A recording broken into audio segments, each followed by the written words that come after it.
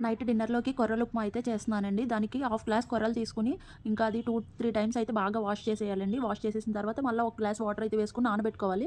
అది దగ్గర దగ్గర ఒక 4-5 అవర్స్ అలా నానాలండి. అప్పుడే బావుంటది. ఇంకా దానికి కావాల్సిన వెజిటబుల్స్ అన్నీ అయితే కోసుకుంటున్నాను. మొత్తం ఆనియన్స్, టమాటా, చిల్లీ, కరివేపాకు మొత్తం అన్నీ చాప్ చేసి అయితే పక్కన పెట్టేసుకున్నా.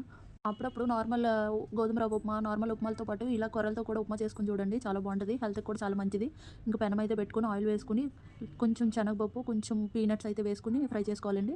తర్వాత ఎండుమిర్చి, జీలకర్ర, ఆవాలు పోసుకొని బాగా ఫ్రై అవ్వాలి అవి. మళ్ళీ అవి ఫ్రై అవ్వకపోతే బాగోదు కొంచెం ఉప్మా. తర్వాత మొత్తం వెజిటబుల్స్ అన్నీ వేసేసుకోవాలండి. వెజిటబుల్స్ కూడా బాగా మగ్గాలండి. వెజిటబుల్స్ మరీ పచ్చి పచ్చిగా ఉంటే బాగోదు.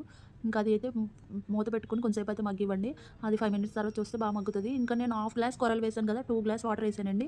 కొంచెం సాల్ట్ పోసి బాగా అది బాయిల్ అవుతున్నప్పుడు రవ్వ కూడా వేసేసి మూత పెట్టేసుకోవాలి. అది దగ్గర దగ్గర 10 మినిట్స్ తర్వాత చూస్తే అలా వాటర్ ఉందండి లైట్‌గా. ఇంక నేను కొత్తిమీర అయితే వేసేసి కొంచెం ఘీ కూడా వేసాను.